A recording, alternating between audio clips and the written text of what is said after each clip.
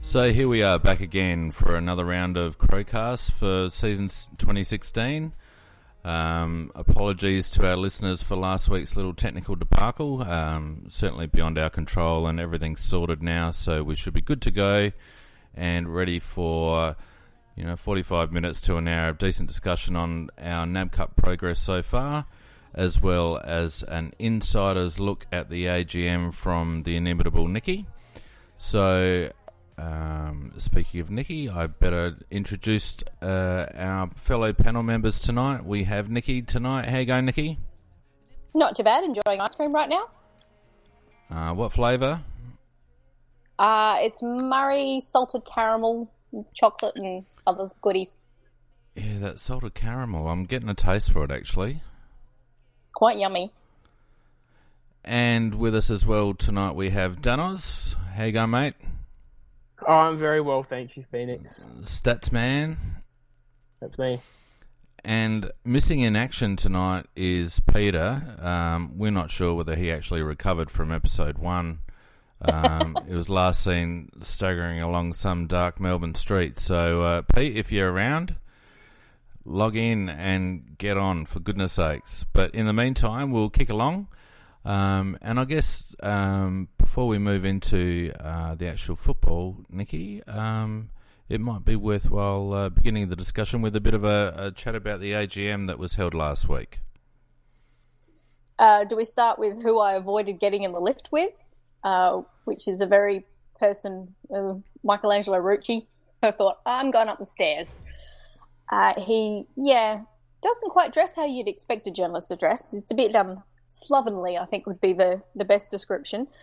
And he, of course, did his normal misdirection in reporting on the AGM. I did love the fact that he tried to have a go at the club, saying that the Talia contract wasn't mentioned at the AGM. It's like, I'm sorry, did you miss the biggest cheer of the night? Because it did get announced by Pike after he got prompted by Fagan because he kind of forgot. The club actually put up the 3 videos of Chapman's, Fagan's and Pikey's speech, and I suggest everybody actually at least listens to Pike's. He kind of sets out what he's planning to do this year. And I think the interesting was the words that came out of it. He talked about total football. And so I think that's something we kind of need to grab hold of and try and use his little philosophy on total football. The other really interesting thing I found with that was he kind of talked about trying to find out what the DNA of the team was. He described that the best teams have the way they play is because of their DNA, their essence. And so he's trying to find out what the DNA of our group is, and from there, that's what our style of play will be based around, is basically what we do best, which is really interesting to hear. So he's basically saying that each team should have its own style based on the collective, skills and attributes of the team, rather than trying to mould a group of players into a particular play style. Is that what he's saying? That's the way I took it. It was really interesting, and you can kind of tell that everything we've been told about him, what's such a great tactician, and he's one of the smartest men in football, and it really did come across. And the other thing that I found really interesting was when he does the player interviews, is he had some set questions that he was asking them, but he also went a bit off the cuff. And there was a very quick wit. You could see there's this rapport between the pair of them. And I was talking to Dan afterwards because he was at the AGM last year. And I loved seeing Walshy and how he was joking with the players and the ribbing. And I got the very similar feeling with Pike and that interaction that was going on. But as Dan pointed out, with Walshy, though, there was still the slight look of fear on the players' faces that, Walshy was going to turn on them at any moment if they said the thing. But there seems to be a really good rapport. And if Paul Hunter gets a game, it's because he's gone around and done some jobs at Pikey's house. There was a nice little joke about that. And I did love Tom Duday actually correcting Pikey and pronouncing his name. Is that how it's actually pronounced, Duday? Yep, Duday. today. Rhymes He's with off to- today. Yep, he's off to work today. A few of the other boys were kind of joking around with that.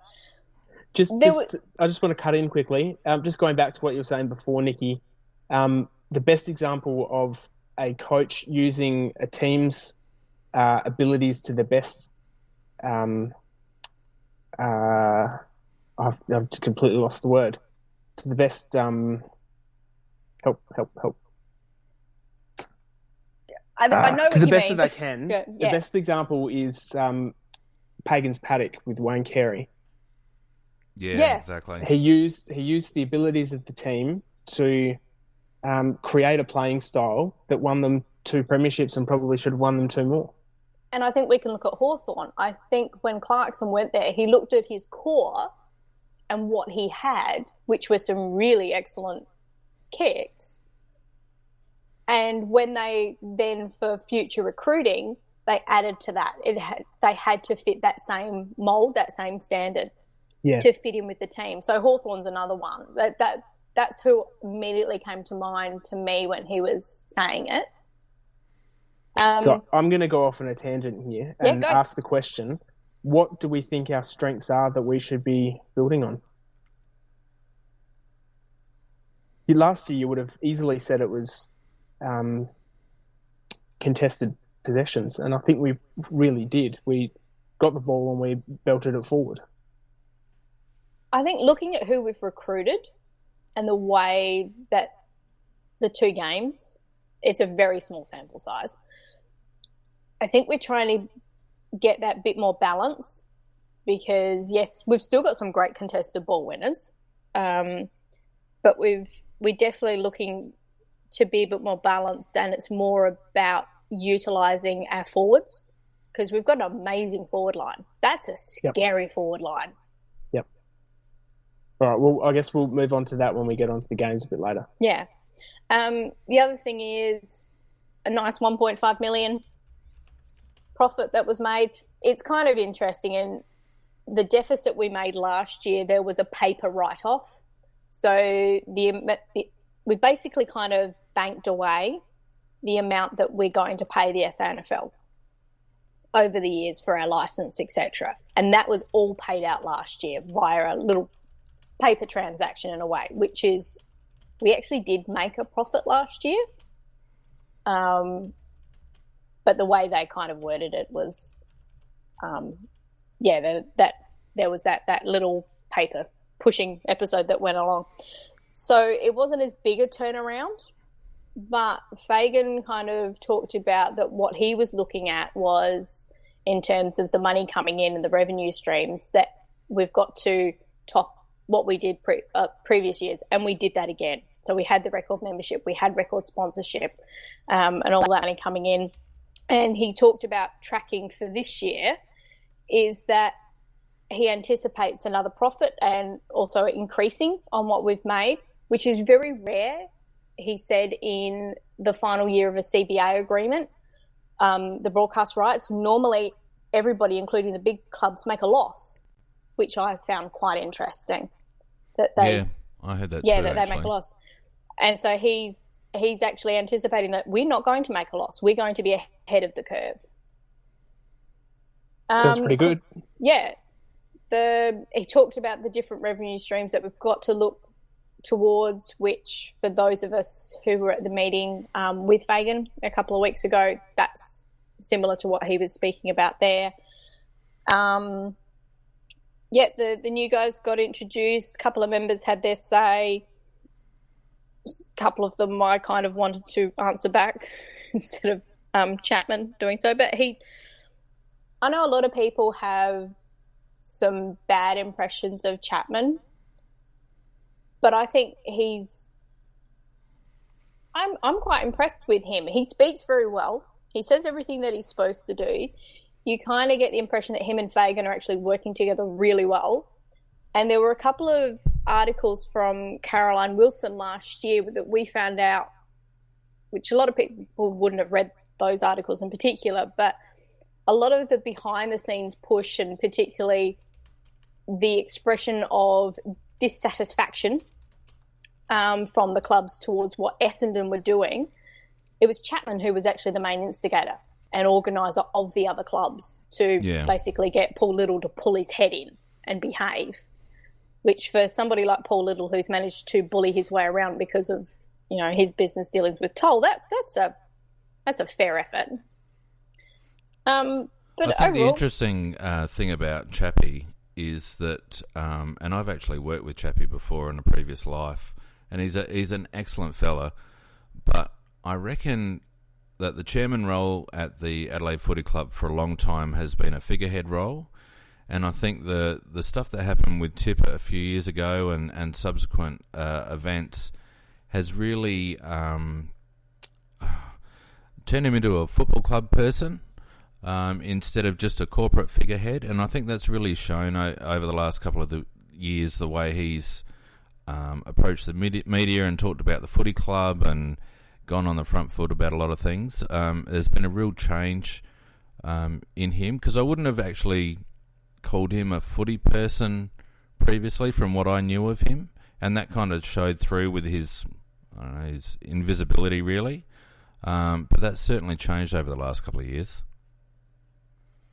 Yeah, so if anybody is interested in what was happening, I do suggest going to watch the videos, because it's really interesting. It should be watching the order, because Chapman talks about the past, Fagan talks about the future. Then they had a Q&A, which possibly was recorded, because they did have the camera going, but they haven't uploaded that. And then Pike spoke and introduced the players. So even if you only watch Pike, but that's a nice, fun little video. And I think you kind of get a feeling of what's ahead for us. Yeah, interesting. It sounds really positive, and I guess being privy to that meeting that we had with Fags a few weeks ago, and some of the stuff that was put on the table there, together with obviously what was put forward at the AGM, there's a lot of positive vibe around the club, and it seems like we have a very firm view on how the future looks. The big topic of controversy, obviously, for a lot of people is this issue of the CBD venue. Was anything mentioned about that at the AGM, or was it brought up during a Q&A or anything like that? It was brought up during the Q&A. Chapman actually answered this one. In fact, Chapman answered all of the Q&A questions, because there was a curly membership issue with somebody who was the first speaker, and so Fagan actually went, no, well, look, I'm going to go sort that out. And he went out and sorted that off for the guy straight away. So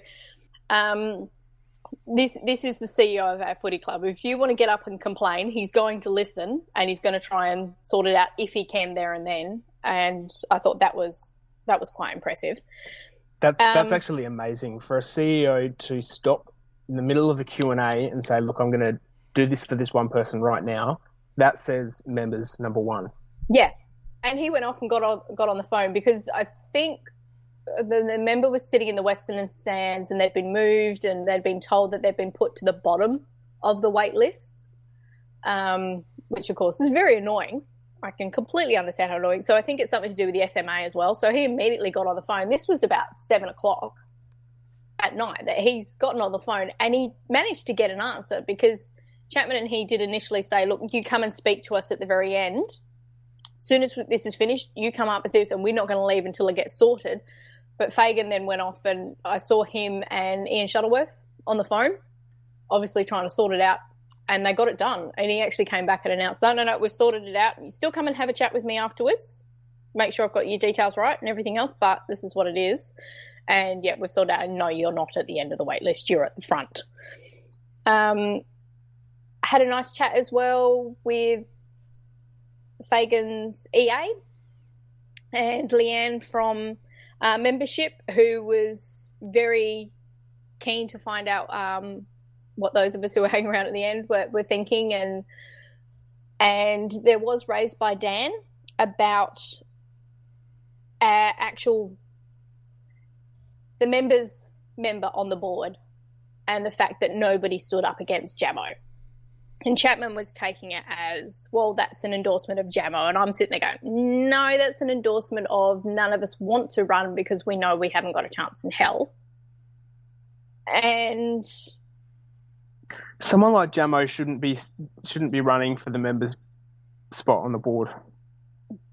No, they're a member of the club. They have every right to do that. They're members of the club as well. So I don't want to cut them out. But Leanne was actually very sympathetic. She actually did say she agreed with Dan, and she's been speaking up in the club that is an issue, that's what she's hearing. So it's good that even within the club, that the impression I got is that it's very open for discussion. If you have an issue and you think it's something that might be contrary, that you can raise it. That's the impression I got. So did Jamo speak at all to that question? Did he actually? No. No? No, that was Chapman. Yeah, so I mean, Scorpus is asking. Scorpus just quickly asked, did they mention about non-Adelaide happens about Melbourne members? There was a little bit to do with Fagan about growing the membership past the 65,000 that can come, and that they're looking at some different avenues of that, and that there will be some announcements down the track. I think without going too deeply into that meeting again, the club, I think, is going to be a lot more creative about how it engages not only with Adelaide-based people but also interstate people. So the types of memberships I think that are available and the manner in which they engage with Melbourne-based and interstate-based supporters is going to change quite substantially, I think, over the next couple of years. And the fact that Fagan and Smart are currently in New York meeting with, today they were meeting with the New York Giants to look at those different types of membership and how to engage and, contact people that are overseas, interstate, who can't come to games. Poor Nikki, you sound like you're struggling to talk and eat your ice cream at the same time. I know, it's slowly melting.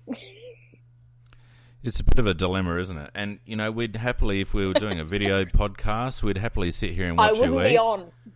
And I would not be on. Certainly, if your feet were visible, big fella would be front and square, obviously.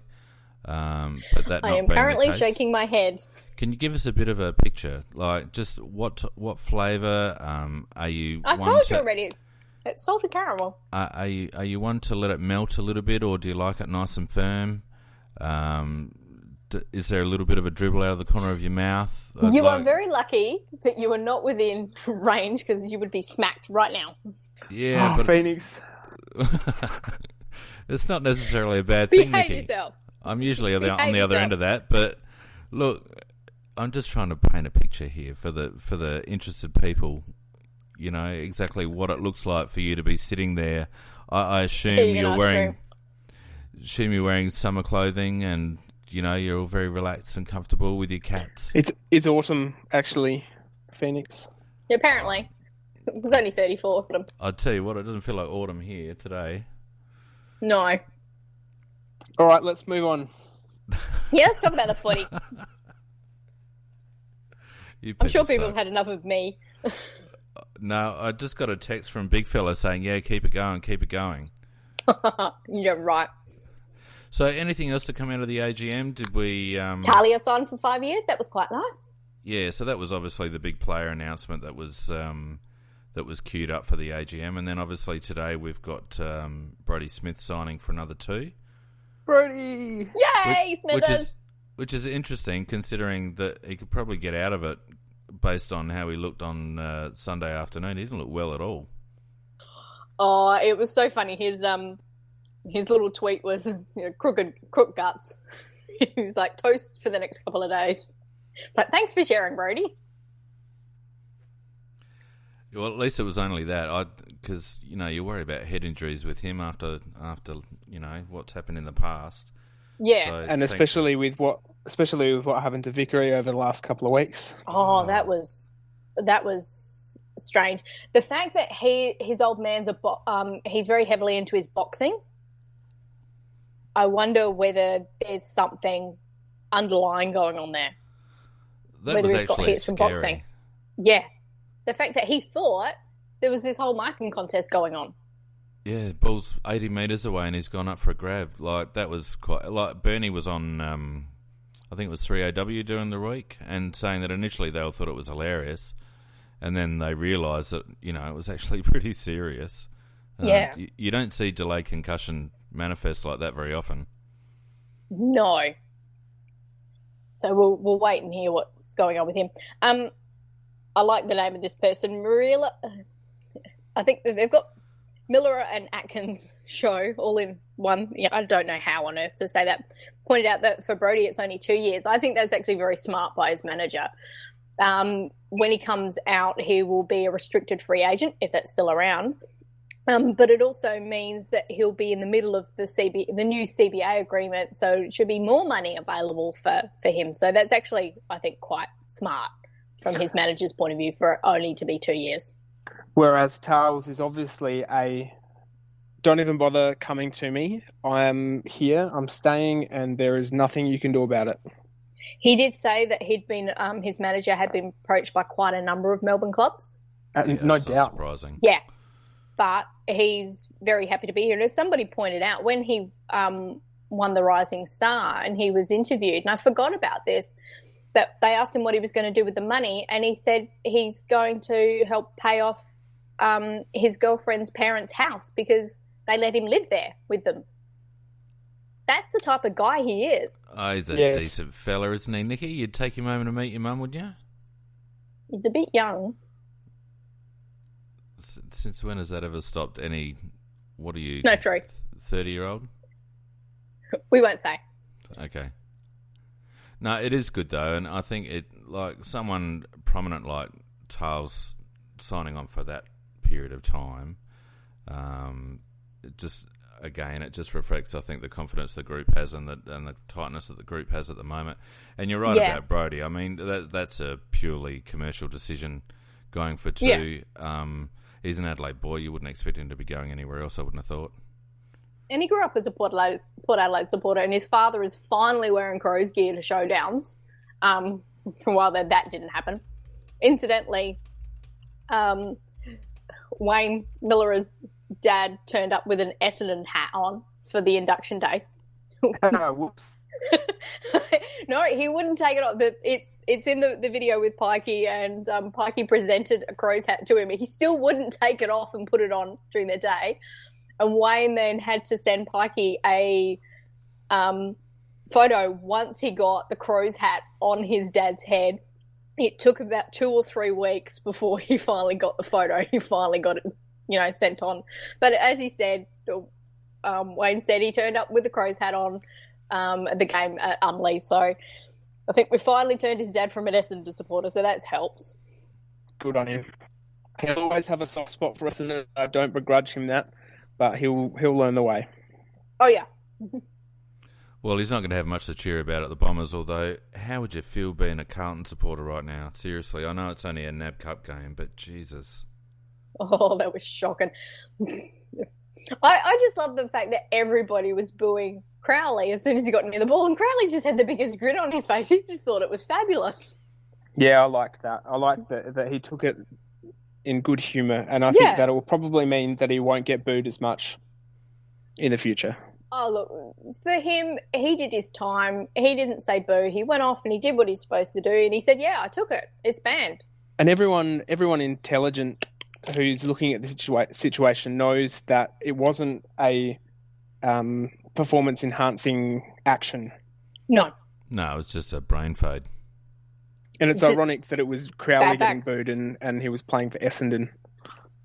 Yeah.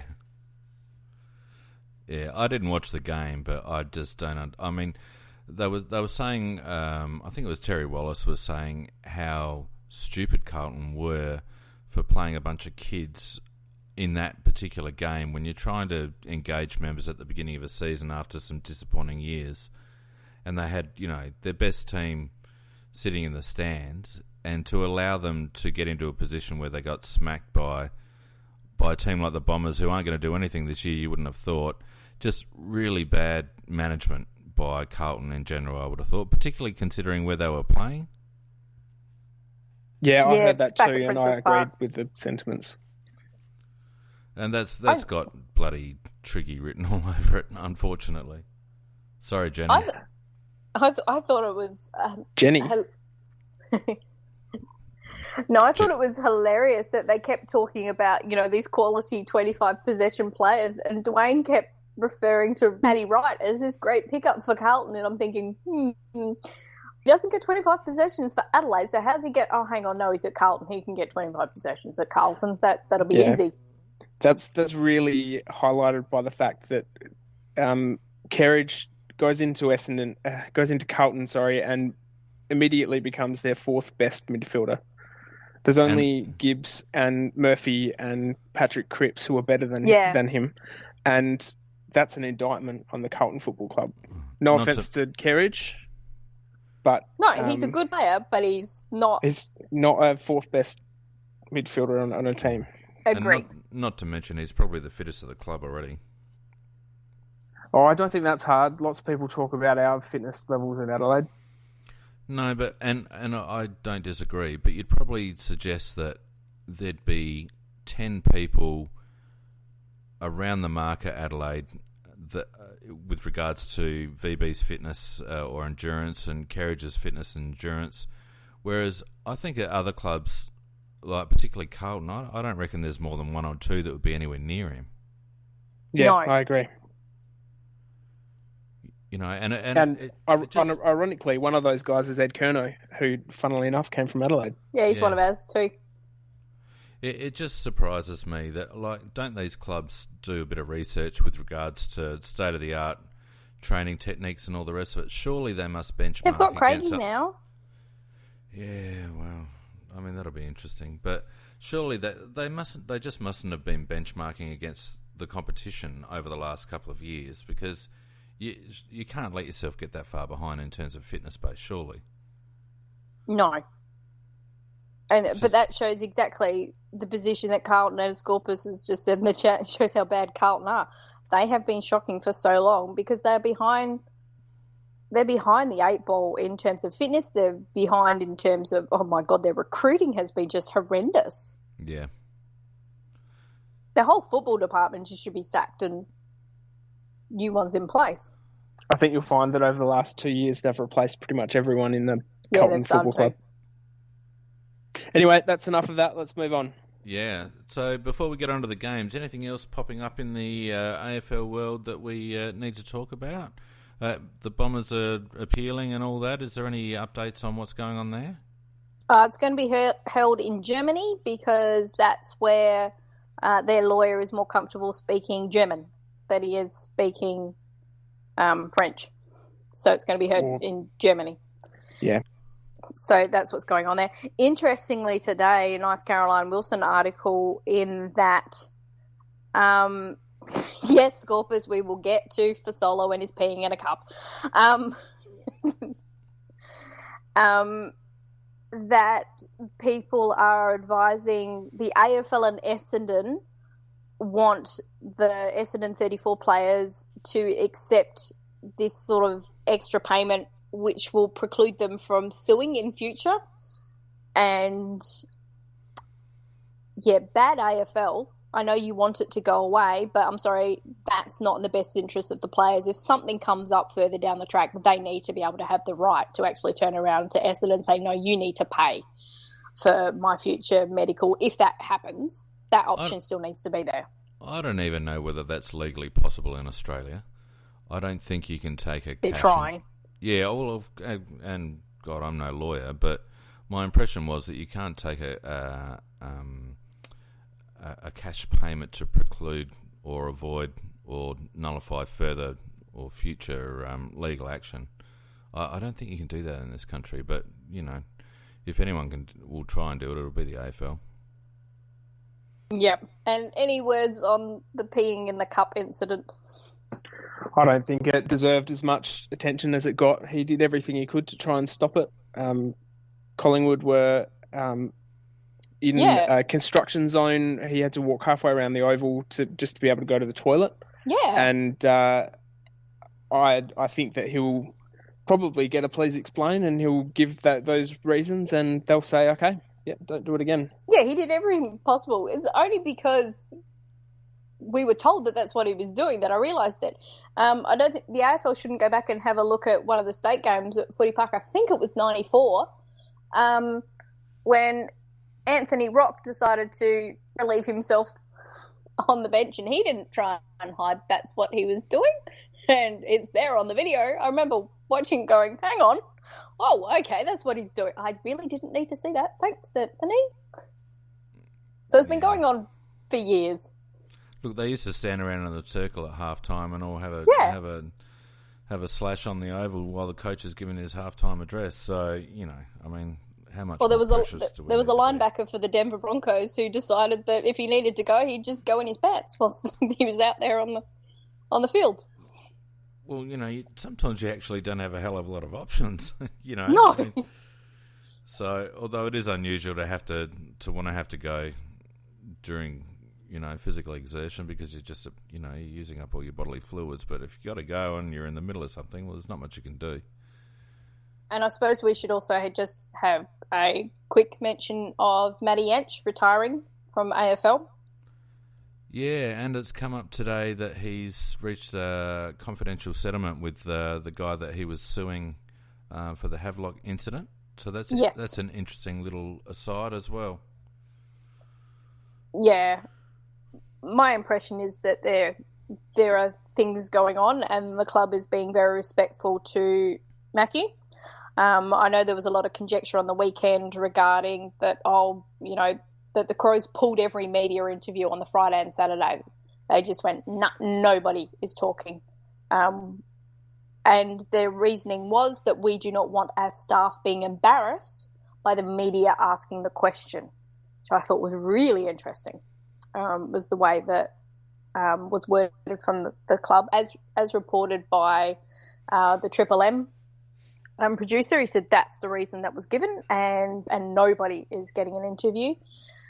But what I found very interesting is Jars sent a text message off to Yancey just to ask how he was going, and Yancey's reply was, great, it's the happiest I've felt since Phil died. So I think it's possibly a case of something similar to Sam Siggins. And so, yeah, the club's been aware of it for a while, been working towards this and doing what is in the best interest of Matthew. And, of course, annoying all the Port supporters is we get to upgrade a rookie. So who will that be? Will it be Beach, who's apparently getting a lot of talk up, but we haven't seen him yet, or will it be Rob? I don't think it'll be anyone until we come to a point where we need one of them. Yeah, I agree. That's what I'm thinking. The spot is open. It's there now, and we can use it if we need to. But if Sauce doesn't get injured and he plays every game, then we don't need to upgrade Rob. Interestingly, Rob has a 2-year contract. He does. Yeah, well, and that's smart too, considering our ruck stocks, really. And we don't want anybody else to nick him. He's good. Yeah. I just think, just getting back to the manner in which the footy club handled the whole thing, I think it showed the other side of the coin with regards to playing cards close to the chest. And there was a bit of criticism by some people on the forums over the last few days about people speculating. And as someone rightly pointed out, when there's little information provided, rightly or wrongly, people are going to speculate. And I think that's human nature. People are interested, and I don't think there was any malice with regards to the speculation. I think people were genuinely surprised by the announcement, and, you know, whenever that happens, you're looking for reasons. So I don't know necessarily whether the club got that one exactly right. But, I mean, I guess I'd rather them play their cards close to their chests in general than not, like the leaking sieve that we used to have. But it just shows you what can happen when it's a completely closed-up shop and there's no information given at all.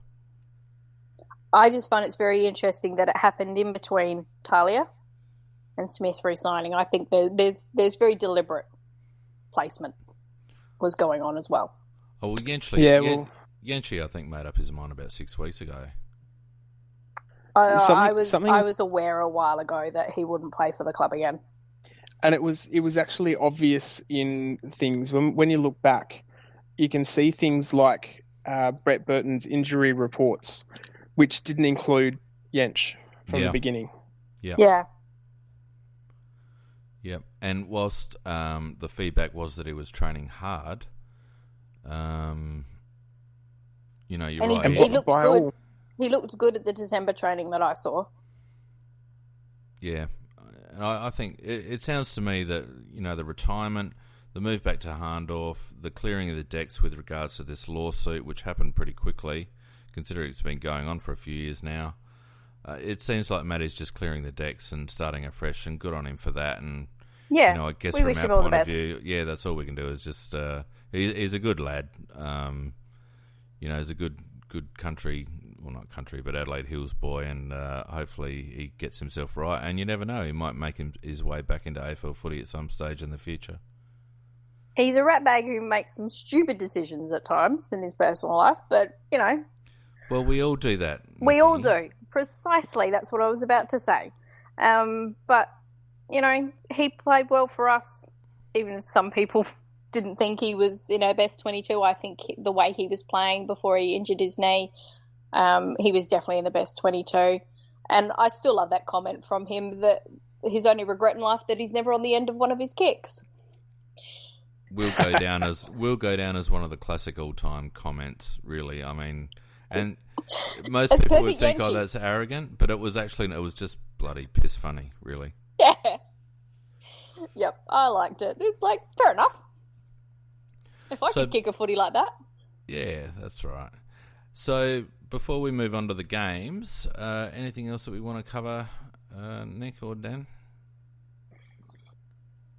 No, I think we move on to the games. Yeah, let's talk some footy, because we finally had some games. All right, well, I have the pleasure right now of, I might have been a bit quiet tonight. It's because the Crows and West Coast game is on in the background. Is that more interesting than turning it on. It's not. So 25 goals shellacking in a pre-season is more interesting than doing this podcast. Dan, is that what you're saying? Oh, there's my word. Shellacking? It wasn't 25 goals. It was 16 and a bit. The stats, man. That's only because we played 22-minute quarters. All right. And we stopped halfway through the last. Yeah. What I'm going to do, given our little time limit here on Spreaker, I'm going to ease us out of this part of the cast for the night, and we'll be back in a minute or so with a discussion about the games. So it won't be too long at all.